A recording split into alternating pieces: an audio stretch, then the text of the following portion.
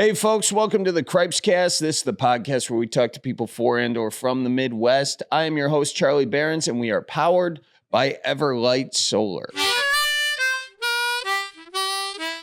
Hey, folks, how's it going? Welcome to another episode of the Cripescast. Today, my guest is fisheries biologist Max Wolter.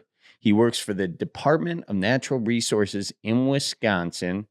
And we are talking all about fishing. A lot of you folks know I'm kind of an environment nerd, and I'm really interested in what is going on with the walleyes this year, specifically because of what happened with the ice over the winter, or really the lack of winter. There wasn't a lot of ice due to climate change and all that, and how is that impacting the fishing we can expect to see for the rest of the year, and how is this changing climate sort of affecting fish populations in Wisconsin overall. Wisconsin is home to some really incredible species of trout, muskie, and walleye, and all these fish. Every species is somewhat going to be somewhat changed or drastically changed when it comes to climate change. So we're talking with Max about that. We're talking about what you can do, what you can be aware of, as whether you're a conservationist, whether you're a fisherman, or fisherwoman. I don't even know how you properly say that. Fishing person who enjoys catching fish out of body of water, however you want to say it.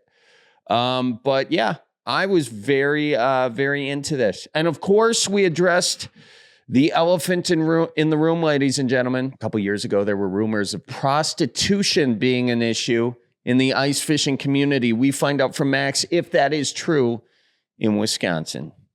Not going to spoil that for you. So anyways, we're going to get to my interview with Max in a second. Colleen, my fearless host of the Cripescast, she is not here. She's back home for Easter. By the way, happy Easter to everybody this week. I hope you're enjoying your Good Friday, your Holy Thursday. Okay, your Holy Saturday. Geez Louise, Holy Saturday, Good Friday. What's this? No, Holy Thursday, Good Friday. What is the Saturday one? Anyways, I'm a bad Catholic. And then Easter Sunday. So there you have it. I hope everybody is celebrating with their families, looking for some Easter eggs, and eating a lot of jelly beans. At this point, I'd like to do a special shout out for all of those whose favorite jelly bean is the black jelly bean. You are an interesting group of people, and my prayers are with you. So anyways, no, I'm kidding. I like a little licorice. But of all the jelly beans, really, I won't go down that road. I would say the black jelly bean is actually my second favorite jelly bean. I'm just sitting here talking to myself, folks. That's what it's like when you're hosting a podcast by yourself. So I'm going to shorten the intro because you guys don't need me to go down a further rabbit hole about jelly beans, or should I say a bunny hole. But yeah, here we are. Hey, listen, before we do get into the podcast, I just want to say we are continuing to raise money for Doctors Without Borders. They are doing and continue to do great work in around the world, but especially in the Middle East right now. You can donate doctorswithoutborders.org. We will link it up in the show notes. And also, folks, I do want to let you know that we are taking the month of April off. We are going to kind of do a new thing with the Cripescast where we're going to take a month off a year, and that helps us sort of get ahead of things. And, it's a crazy schedule with the touring and doing the videos and all that. So we're just trying to do a little bit less, but a lot better. So we'll have some more interviews. We have some very exciting interviews coming up, including with Christian Yelich of the Brewers and a bunch of other folks. And however, the month of April, we are going to take off unless something crazy happens and we really want to get something out immediately, which, I guess there's always the possibility of that. But we will be back in full force come May. And so you can look forward to that. In the meantime, you can go back and re-listen to some of your favorite Cripescast hits. So there you have it. I think that's it. I think that's all we need to talk about. And without further ado, ladies and gentlemen, here is my guest, fisheries biologist for the Wisconsin DNR, Max Wolter. So, yeah, man, crazy winter we had for fishing in the state and really across the country. What are your thoughts on all that? Yeah, that's the big thing we're dealing with right now is a very unfamiliar looking spring. It's super early, of course. It's very, very dry. We don't have that snow melt coming down the rivers. So we're still kind of taking stock of what that's going to mean for fish and how they're all reacting. When the spawn's going to happen in a lot of these places. So kind of uncharted waters, I guess, literally in many cases here. Have we ever had a winter like this before? Not in my time working for the DNR for sure. I mean, we had another early one in 2017, but that still had a lot of snow and, we had good ice cover and then it just melted really fast when it got warm. It's weird to just have a winter like this where we had basically no snow up north. I'm in Hayward, so the Berkey was doing all sorts of heroic things to make snow that people could ski on. And so, yeah, we're really dry. Water levels are low. I guess one question is what can, obviously it's an El Nino year, but what other factors have been at play? Because we've had several El Nino years and nothing has ever been like this. Right. Yeah. I mean, we did kind of know that was going to be the trend this winter, was going to be a little bit warmer, a little bit drier. But, all the predictions for climate change are saying this is the type of thing we should be expecting, which is more variation in the types of winters we're going to have. Some of them might be really, really wet like last winter, and then the next one might be really, really dry, less ice cover on the lakes, earlier springs. And that's a challenge for fish, especially if you think about a fish like walleye, one of the favorites in Wisconsin. They're developing those eggs with the expectation that spawning is going to happen at a certain time, that the ice is going to go out typically in mid-April in northern Wisconsin. Eggs will be ready to go. Ice goes out, eggs get laid, boom, we're good to go. The challenge now is, well, what if the ice goes out significantly earlier than the walleye are ready for, and those eggs aren't fully developed yet? What does that mean for hatching success and their ability to actually create year classes? And that can go in the other direction too. What if we have a really, really late year and all the spawning happens in kind of a rush? That can be a problem as well. So inconsistency, typically not good. And unfortunately with the climate predictions, that's what we're in for, is a lot more inconsistency. So, and what does that mean for, so obviously climate change is the culprit here. And what does that mean for people who like to fish walleye? I mean, does that mean that it's possible the walleye could go away, or would you not take it that far? I wouldn't take it that far. There's going to be places to fish for walleye in Wisconsin for a long, long time. There are certainly water bodies that are going to be very resilient to climate change.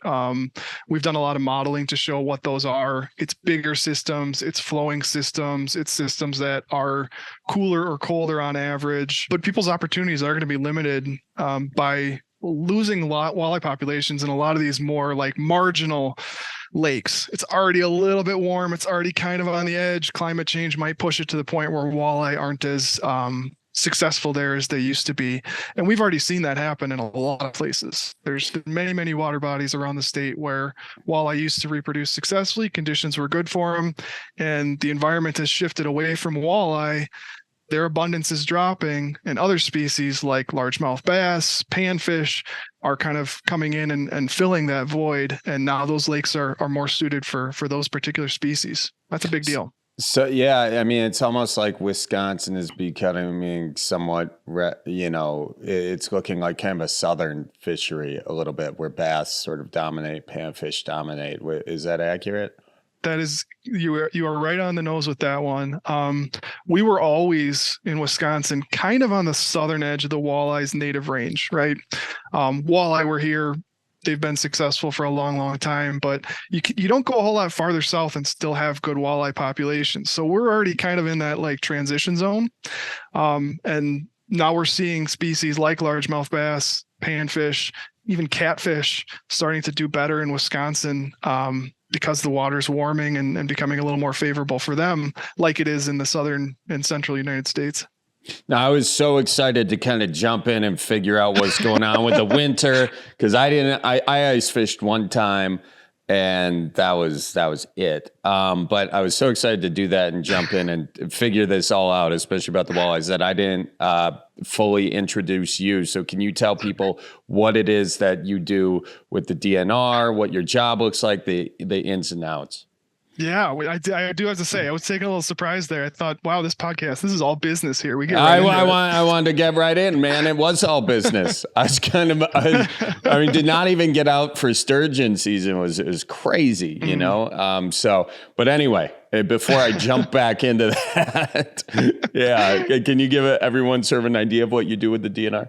Yeah, absolutely. So my name is Max Wolter. I'm a senior fisheries biologist with the Wisconsin DNR. I've been doing that for a little over 10 years. I have a variety of responsibilities. I'm the local biologist for the Hayward area, so I cover some pretty well-known lakes like the Coudray and the Chippewa Flowage, and do all things fish there. You know, recommend when we need to stock fish and help set fishing regulations with all of our partner groups, fish surveys, habitat work, all that good stuff. And then I work on some statewide teams related to walleye. I've worked on panfish. So it's all things fish. You know, it's understanding fish. It's telling people about fish, fishing opportunities, protecting fish habitat. Me and my colleagues around the state. We're the front lines for anybody who wants to make sure that fish are protected long into the future here in Wisconsin. That was kind of a big reason I wanted to chit chat with you too. Is every year I go to the Tiger Muskie Resort over there on the flowage, Chippewa Flowage, and fishing there is phenomenal.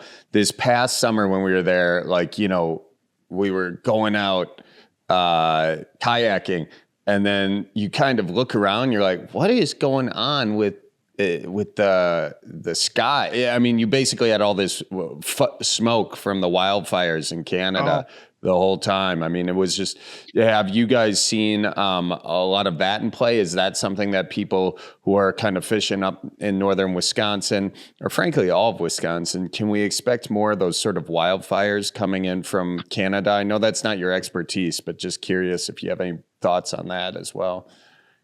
Yeah, I mean, that's definitely a concern at this moment in time. It is actually a little bit my area of expertise because I'm a public information officer for our wildfire team up here in northern Wisconsin. And my colleagues are all listening to the radio right now, listening for fire calls in March. We typically have snow cover. We're not thinking about fires in March. So, we have a potential for a long fire season here. People have to be careful, watch those burn restrictions, be smart about all that, because that's another climate impact is more conditions that can create extreme weather events, including conditions for wildfires. So not that we're going to talk about climate change the whole time here, but it's a very real part of natural resource management right now. Do you find that folks, your kind of other fishers out there, sportsmen, all that sort of stuff, do you find that there is still sort of a hesitance to believe that climate change is causing this, or is that pretty much something of the past from your perspective? That's a great question. I don't think it's completely a thing of the past. And, I think it's unfortunate that climate change has become such a political thing, for reasons that have nothing to do with fish and fishing and walleye or any of that kind of stuff. That's all happening at a national level. But you talk to pretty much anybody, regardless of what their politics are, especially folks that have been around for a while. And you start to ask them, what's changed in your lake over time? And they know, they've been documenting and clocking these changes. There used to be a lot more perch, or we used to see more of this. And so whether they're identifying that as a climate impact or not, they're aware that things are changing. And when you have a winter like this, it's impossible to ignore it. And so that kind of creates an opening to talk to people too.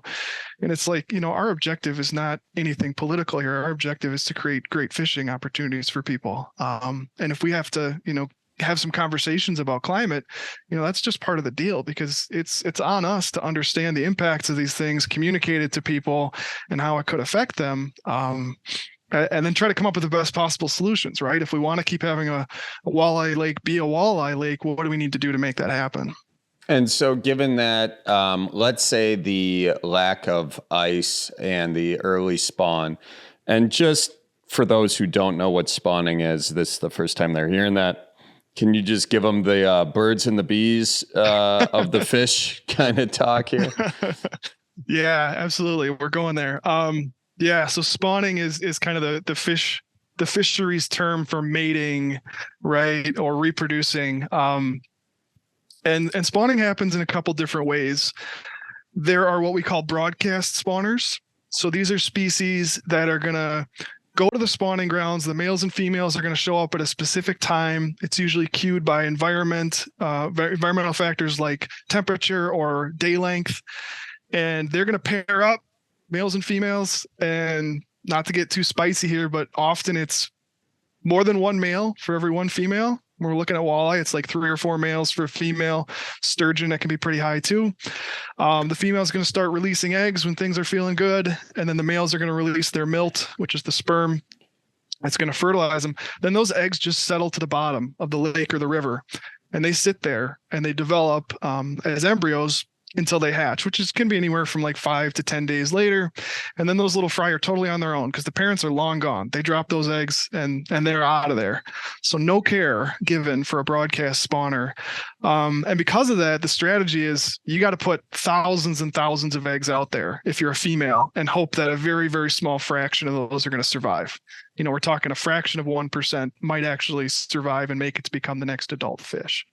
There is another group in Wisconsin that we call nest garters. This would be your bass, your panfish, and a few other species where they are going to provide some care to those eggs. The male is going to build the nest. He's going to sit on that nest. He's going to try to, entice a female to come over, lay some eggs in his spot there, fertilize them, and then he's going to protect those eggs. And a lot of people who fish have seen that where a smallmouth or a largemouth or a bluegill, they're not going to leave that nest, especially once they have eggs on it, because they're protecting them. And then the fry hatch, they protect them for a little while, and then the fry kind of start to disperse and swim off on their own. So spawning is really interesting with fish. It happens, it's very different than most other animals.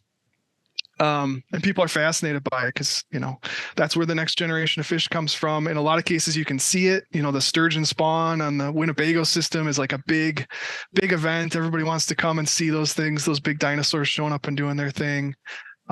So yeah, that's the long and short of spawning, I think. That's some prime entertainment. You see sturgeon go after it. You can film that stuff, put it on the internet, make some good money, I've heard.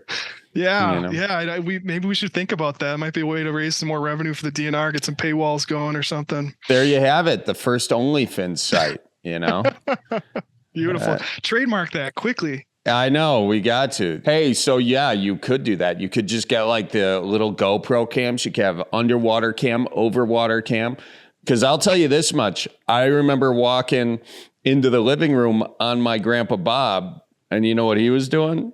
He was looking at some eagle cams, and he had like 3 eagle cams up, man. And he was like, hey, come check this one out. See this?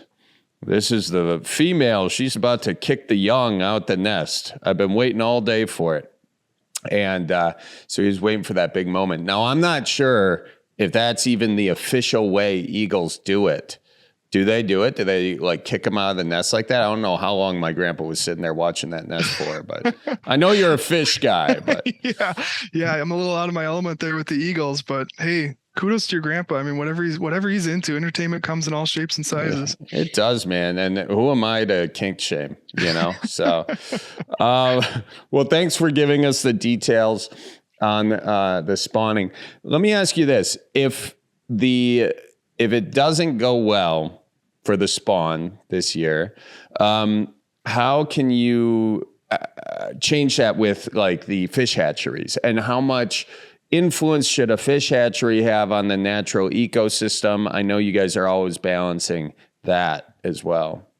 Yeah, that's a great question again.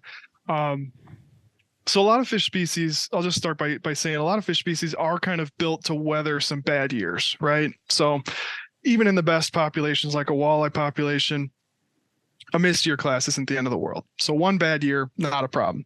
3, 4, 5 in a row, now it's looking a little bit more dire. Something like sturgeon, I mean, a female sturgeon can live to be over 100 years. She might get to spawn 70 times or something.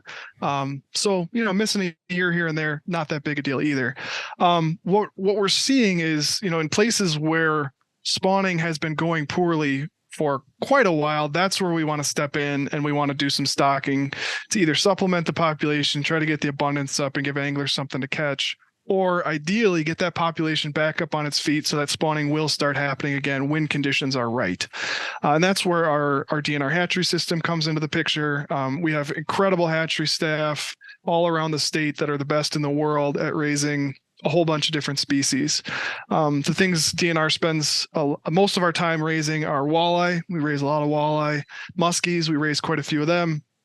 And then your cold water species, your trout and your salmon. We do some sturgeon as well.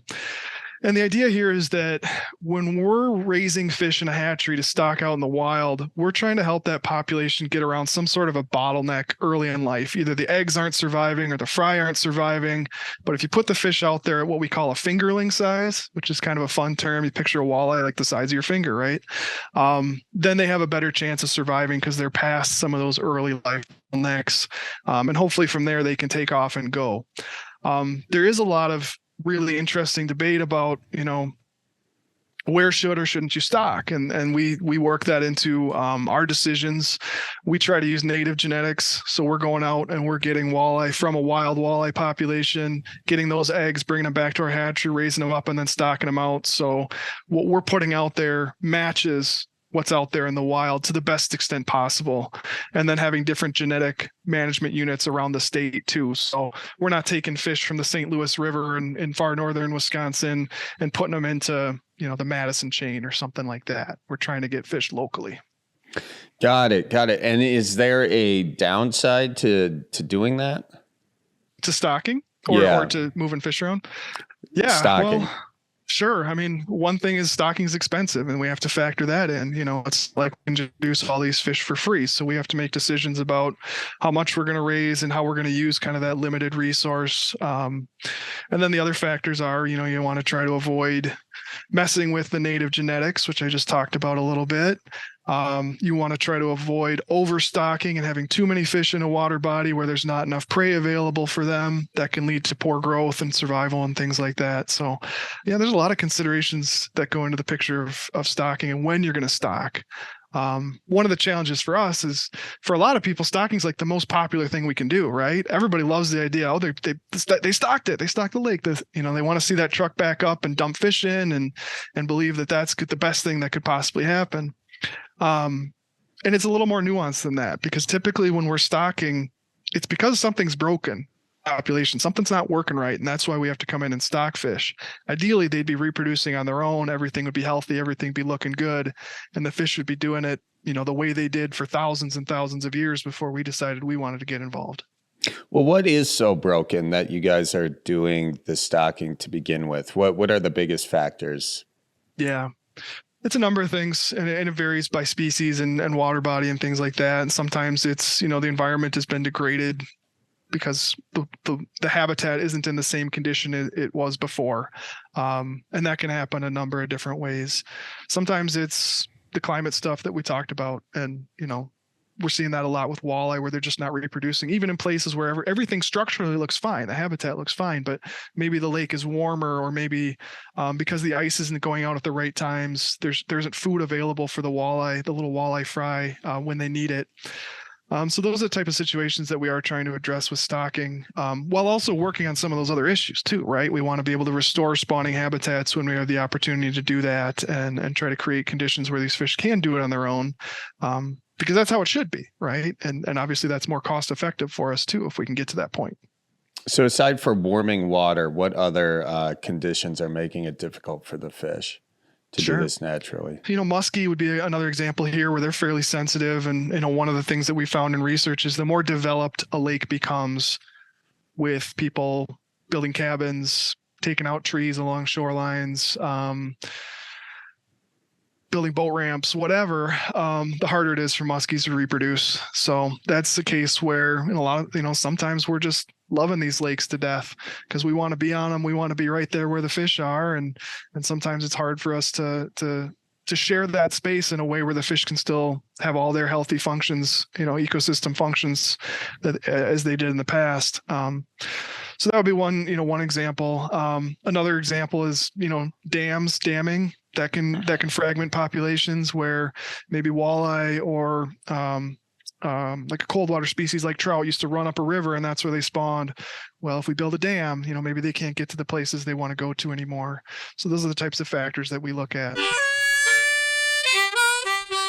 Folks, whether it's first spring, third winter, second spring, or summer, the sun is poking its head out, and there is no better time to see if Everlight Solar is gonna be the thing you need to power your home. As you know, we've got panels on the Cripes house here in Milwaukee, and I've been loving it. It saves me money. It's helping the environment. It's great. Call Everlight Solar. Or I guess go to the website, everlightsolar.com. Get your free consultation to see if solar panels are right for your roof. And I'll tell you this, folks, you can find great spring weather gear for everyone in the family at Fleet Farm. That is right. You can find great shirts from Carhartt for dad, quality jackets from Columbia for mom, and fun rain boots for any kid to keep their feet dry during those spring showers. Plus, you can shop right from the comfort of your home on fleetfarm.com and get free shipping on clothing and footwear. Shop the best brands and the best spring gear from head to toe for the entire family over at Fleet Farm. And last but not least, ladies and gentlemen, spring is a perfect time to get yourself a nice little new t-shirt. And where better to get it than Cripescast.com. Click on the merch section. We've got all of the Manitowoc Minute merch there. Check it out. We've got the Keeper Moving shirts. We've got Roll Out the Barrel shirts for the Brewers games. We've got, bottle openers, cribbage boards, playing cards, the whole shebang. What better way to say I love you than getting someone a Watch Out for Deer shirt? I almost screwed that up, but you get what I'm saying. There's a lot of stuff. Anyway, there's Team Soda, Team Pop shirts. I don't know. I continue to think of things, but we got it all up there. Go to cripescast.com, click on the merch section, get yourself some merch. It is a great way to support the show. And with that, ladies and gentlemen, here is the rest of my conversation with Max Wolter. What about things like PFAS and microplastics and all that sort of stuff that we've heard so much about PFAS and the exposure in Wisconsin? What kind of impact does that have on the fisheries or the people who eat the fish? Great. Yeah. Great question. Another big topic right now. We've been doing contaminant testing in Wisconsin for a long time for some of the traditional things like mercury. That's one that we've been monitoring for a long time. Fish biologists like me will go around to different lakes. We'll send in samples to the labs. They'll test for levels of contaminants. And then we'll report that to people so that they have that information and they can make decisions about where they want to eat. Harvest fish from to eat. So the first thing I would do is just recommend anybody who's interested in that topic, go on dnr.wisconsin.gov, search fish consumption guidance. And there's a whole document on there that's got a lot of this information. PFAS is kind of the new one on the scene. It's the one we're looking for, finding out where it's at, finding out the impacts it's having specifically on people and consumption of fish. We're finding that it behaves a little differently than some of the other contaminants. So it's definitely of interest, and I'm not the ultimate spokesperson for that, but again, if people are interested in that, I definitely recommend going on the website and reading up on some of the information there. That sounds good. And just so people have a sense of it, can you define what PFAS is and sort of where it comes from? Yeah, you don't want to go down this road? I was wondering if you're... No, it's fine. I was wondering if you're going to try to make me say the word that acronym is for. So. It's something big. It's poly something. Yeah. PFAS is an acronym, PFAS, and it's kind of a group of compounds, chemicals that are used in a lot of different industrial applications, and when they get into the water, they can also get into fish, and that can change whether fish are healthy to eat or not from that water body. So we're finding we're doing a lot of testing for that around the state. That's a big emphasis for the current administration, and making sure we understand that and we can at least tell people, and then start to figure out how can we get that stuff out of there, and keep these fish populations healthy for people to eat. Is there any real issue? I mean, microplastics in the water, is that something that you guys study as well, or is that not necessarily your expertise? That one's not quite my expertise. I know we have some partners that have looked at that. There's been some interesting work like out in the Apostle Islands and things like that. But that's not one that comes into my work on a day-to-day basis as much. Got you. For fishers, people who enjoy fishing, what are some things that they can do? They see what's going on. They see that things are changing. They see that this is impacting their fishing. They love fishing. What are some things that people who are concerned about this can do and kind of take into their own hands? That's a great question. Yeah, a number of things. First, as you're traveling around fishing, be mindful of aquatic invasive species. Whether that's moving a boat around, make sure that boat's clean, drained, dry, all that stuff. Or even if you're just taking your bait bucket around, don't be introducing new minnow species or species of fish into new water bodies. That's a huge one. I mean, there's so much time and energy spent now on combating some of these aquatic invasive species. And when they get into a water body, they can have a lot of impacts that are very similar to some of the other things we talked about. They can change an ecosystem very quickly. So that's a big one, is just making sure everybody's doing their part to try to make sure that we aren't spreading things around. Another one would be for people, if you own a lake place or something like that, be mindful of kind of your environmental practices. The things we want to see happen are having wild shorelines with vegetation.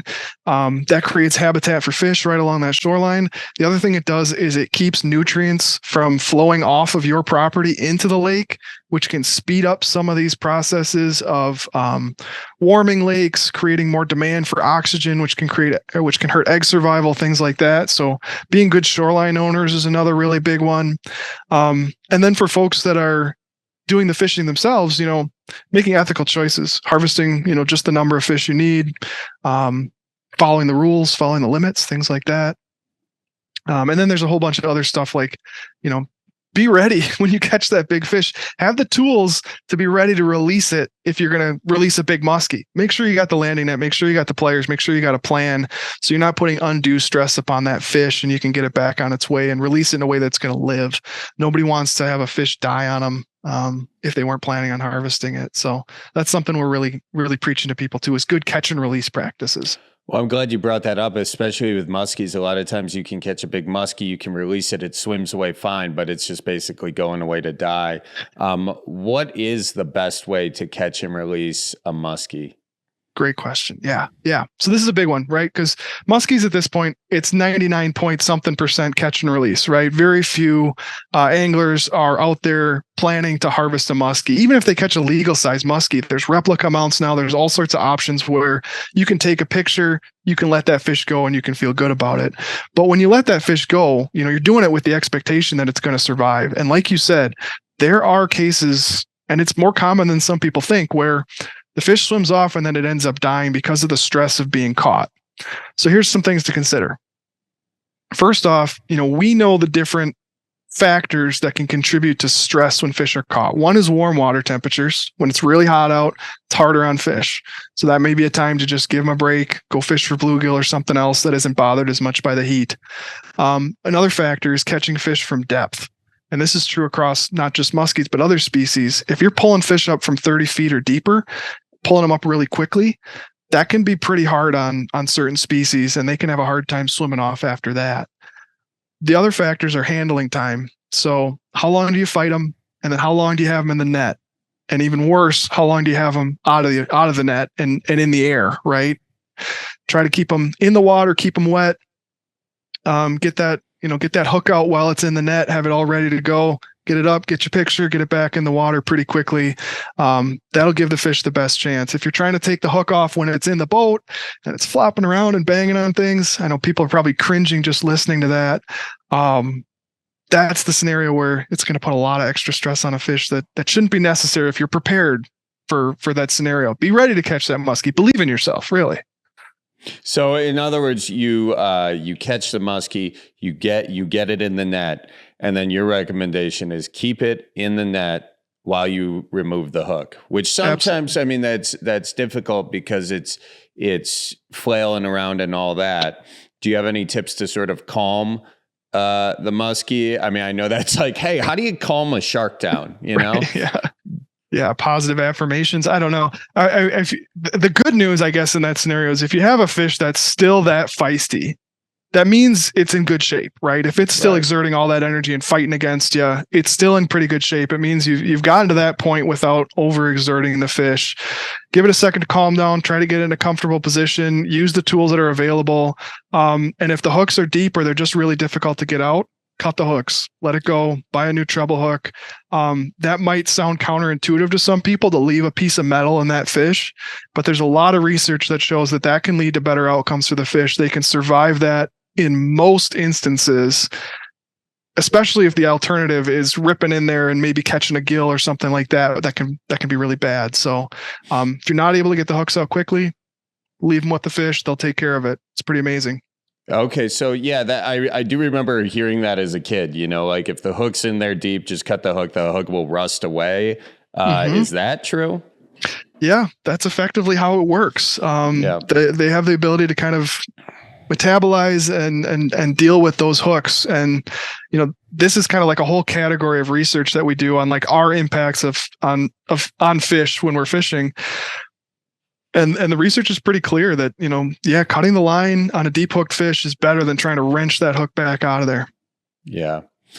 Interesting. Very interesting. So when it comes to, are you dealing with trout as well in your, and so we have some of the best trout fishing in Wisconsin in the driftless part of the state. And the driftless part, a lot of these are spring fed rivers. How, and at the same time, the driftless, if I'm not mistaken, is one of the areas of Wisconsin that might be most affected by climate change.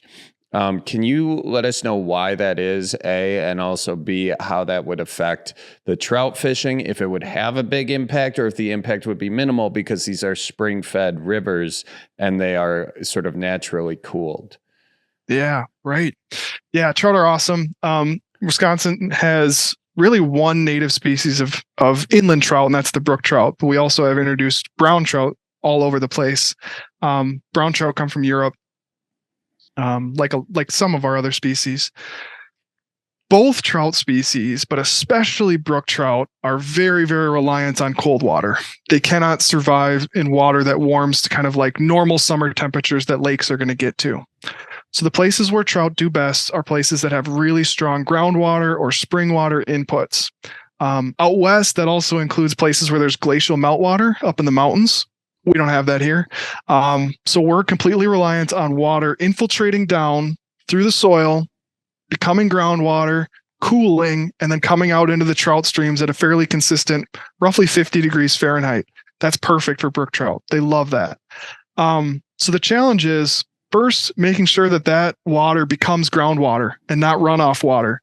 Because if it's running off a parking lot at the grocery store and going straight into the trout stream, well, not only is it carrying all the stuff from the parking lot at the grocery store, it's also warm because it's just on blacktop. It's rainwater in the summer. It's going to be 75, 80 degrees. It's going to warm that stream right up. So that's why a big emphasis in a lot of watersheds is minimizing those impervious surfaces so that water can become groundwater, which is literally the lifeblood of those trout. But then the other challenge is, how does a warming climate impact trout? And just like the walleye that we were talking about earlier, a lot of the marginal trout streams where the temperature's already kind of like borderline, those are ones that might get pushed beyond their limit and trout may not be able to exist there anymore. And the places where trout are going to hang on and do best are the ones that have the strongest groundwater input, where it's just pumping out that 50-degree water, and we expect it will continue to do that. So trout are definitely another one that's going to be very much impacted by climate change. Got it. And are there things that we're kind of doing, like you mentioned the blacktop, are there things that we have in society kind of en masse that you think there's an alternative way we could do it that might be worth looking into? Like if there was sort of like a permeable blacktop, for instance, or some other material that would allow the water to be filtered more naturally than just have runoff? Yeah, that's a great question. I would love to see something like that get developed. I guess I'm not aware of anything along those specific lines, but we're always making recommendations to people about like rainwater, stormwater diversions. Protecting wetlands is really big, because wetlands are a place where stormwater and excess surface water, flood water, all that can become trapped basically and allowed to kind of settle. So wetlands are a really important part of the picture and maintaining them. Minimizing impervious surfaces, especially in important watersheds. Those are the things that we have to do. And then another one with trout is maintaining connectivity. So many trout streams flow through culverts, right? There's tens of thousands of culverts around the state. And if trout can't pass through a culvert because it's not set at the right level, maybe there's a little lip between the bottom of the culvert and the stream and the water pours down, but they can't jump up. That can be a big problem because maybe there's good cold water upstream from there, but if the trout can't pass through a culvert, that's an issue. So that's been a big area of emphasis too, is finding those culverts, working with local townships to replace them, bringing some funding to the table, and trying to make it so trout can get to colder areas at certain times of the year. We're coming up on spring, and this is obviously the time of the year where people will, fertilize, pesticide, all that sort of stuff. What kind of an impact does that stuff have that we use for our lawn to try to make our lawn look whatever? And what does that impact have on the fisheries? Yeah. I mentioned earlier, especially on lake shores, we really want to minimize the amount of nutrients getting into lakes. And this is true for streams and rivers as well. And we do a lot of work with farmers, and farmers are actually really great about this. And there's some incredible success stories from the driftless area of farmers really being the ones leading the way to minimize erosion, minimize nutrient inputs to streams. If you're a farmer, you don't want to lose those nutrients. You want to keep them, right? Because that's what's going to grow your crops. And so they've kind of led the way, and we've learned a lot. And now it's just a matter of applying those practices and getting people bought in. So when it comes to people's personal lawns, especially at their cabin or if they live near a stream, we do not want those extra nutrients that are going on a lawn winding up in that water body. That's going to lead to some nasty things like algal growth. It can increase the odds of fish kills because those nutrients have an oxygen demand associated with them. So the keys there are, one, maybe don't fertilize. Maybe consider not doing that in some cases if you can get away with it. And then if you are going to fertilize, making sure that stuff's not getting into water bodies. So that includes having like a vegetated buffer between your lawn and the lake. That's going to prevent that material from running straight into the water body. And so that's a big area of emphasis. And when I go talk to lake associations, the thing I tell them is try to trick the fish into thinking nobody lives there, right? If the fish are looking up from the water and they're seeing a wild shoreline with trees and shrubs and undergrowth and all that, that's great. That's great. That's what we want to see. But if they're looking up and they're seeing a lawn, that's not as fish friendly. Right. The sort of other thing I wanted to bring up is obviously we are, as I said, approaching spring, and I don't know if it'll happen this year. Historically, though, there's sort of our second winter, third winter, whatever. Again, probably unlikely this year. But in the case that does happen, the first thing that's going to come out is the salt. What impact does salt have on walleye and other native fish? I don't know if that's been well studied enough for me to really make a lot of strong conclusions about that. It's definitely something of interest, and I think we have some research partners looking into it, but I'm not sure. We use a fair amount of salt on our roads in the winter, and there's obviously a trade-off there. We want to have public safety. We don't need people skittering around and getting into accidents, but it's worth thinking about the impact that might have on the environment. This is also a very important question. A few years ago, there was a mayor in Ohio who was talking about the dangers of prostitution while ice fishing. So I am curious, you're the man out there, you're seeing the ice fishers. What is the real impact that prostitution has on ice fishing? Where do we even start with this one? I believe the ice shanty is where we start with it. Maybe or that's where it finishes. Yeah. I think I became aware of this because of a clip that you did. And I was probably as flabbergasted as you were about what was going on there. I think we have to look at fishing culture, ice shanty culture as a net positive. And I don't think we should focus on, maybe a few bad apples that might be doing whatever out there. I've never had any experiences like that on the ice. I think it's a few bad eggplants is what we're really talking about here. Those Wisconsin eggplants in the winter. Yeah. They're a little smaller at time. Cold out. I will say this. How about this? This will be a semi serious answer to your completely serious question. I know. Yeah. I don't see nearly as many permanent ice shacks as there used to be because the pop-up shacks have gotten so good.